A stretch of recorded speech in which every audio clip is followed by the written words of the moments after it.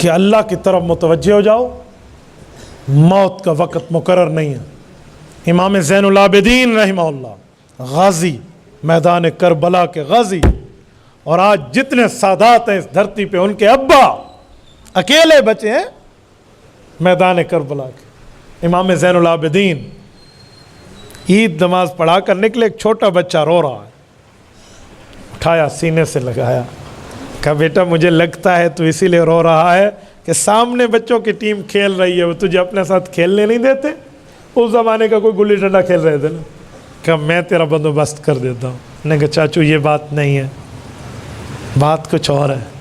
کہا مجھے جہنم کا خوف رلا رہا ہے۔ حیران ہو کر کہا بیٹا نابالغ، تو کسی چیز کا مکلف ہی نہیں ہے، تجھے آخرت کا خوف کیوں رلا رہا؟ کہا کیوں؟ جہنم میں آگ نہیں ہوگی؟ کہا آگ ہوگی، تو نہیں جائے گا؟ کہا اچھا میں نہیں جاؤں گا۔ آنسو صاف کیے، کہا ہاں بچے تو نہیں جائیں کہ نابالغ ہیں، ان کو کیا ہو گیا؟ کہا اچھا اچھا ماشاءاللہ، کہ مجھے تسلی ہو گئی۔ کہا تو رویا کیوں تھا؟ کہا میں نے تو سمجھا جہنم کی آگ جلائی جائے گی تو جیسے میری اماں چولہے میں لکڑیاں جلاتی ہیں نا، بڑی لکڑی سے پہلے چھوٹی کو جلاتی ہیں، تو میں نے سمجھا اللہ ہم چھوٹوں سے جہنم کو جلانا شروع کریں گے۔ یہ تابعین کا زمانہ ہے اور اس وقت کے گھروں کی فکر آخرت ہے، اور آج ہمارا یہ حال ہے۔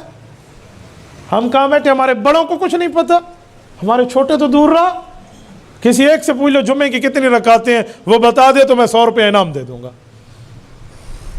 4 سے پوچھو نا، 3 کو تو پتہ ہی نہیں ہوگی، کوئی کہے گا 8، کوئی کہے گا 10، کوئی کہے گا 12۔ میں نے تو ایک ویڈیو دیکھی ہے، مجھے واٹس ایپ پہ ایک بندے نے بھیجی ہے، سبزی منڈی میں وہ جا کے ایک سے پوچھتے جمعہ کتنی رکعتیں ہیں، ایک بندے کہ 12، کہ نہ پڑھے ہی نہیں، پتہ کوئی نہیں، وہ الٹا اس پہ چڑھ گیا، خود کو آتے نہیں ہے کہ 14 ہے یا 12 ہے، اسے کہتے ہو کدی پڑھی ہے تو تینوں نہیں پتہ جمعہ کتنی رکعتیں ہوتی ہیں، چل لے جان چھوٹی۔ یہ حال ہو جا کیا فکر ہے آخرت کرے گا وہ؟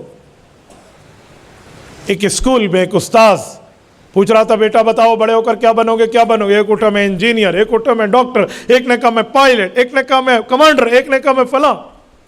ایک بچہ چپ کر کے بیٹھ رہا، کہا بیٹا تو بتا، کہا بتاؤں، وہ کھڑے ہونے کہ میں صحابی رسول بنوں گا۔ ساری کلاس ہنس پڑی، استاد حیران ہو گیا، انہوں نے کہا بیٹا صحابی رسول بنے کا کیا مطلب، کیا کہہ رہا ہے تو؟ انہوں نے کہا استاد جی جیڑا سنیا میں وہی آکھیا، میں صحابی بنوں گا۔ ادھر آ گیا، بٹھا دیا۔ تجھے یہ شوق کیسے چڑھا ہے؟ انہوں نے کہا شوق صحابی بہت اچھے ہوتے ہیں، میں صحابی بنوں گا۔ کہ کیسے تجھے پتہ چلا؟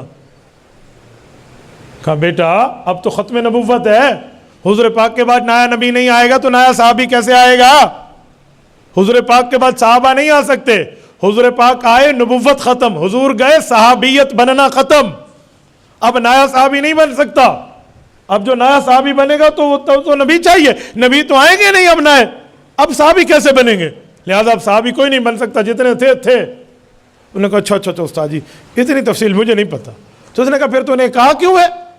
کہا میں نے تو اس لیے کہا ہے میری امی اور ابو گھر میں رات کو سوتے وقت فضائل اعمال کھول لیتے ہیں اور ہمیں صحابہ کرام کے واقعات سناتے ہیں، تو ہم بڑے خوش ہوتے ہیں کہ صحابی ایسے تھے، صحابی ایسے تھے، صحابی ایسے تھے، تو ہم صحابہ کے واقعہ سنتے ہیں تو میرے دل میں میں بھی بڑا ہو کر صحابی بنوں گا۔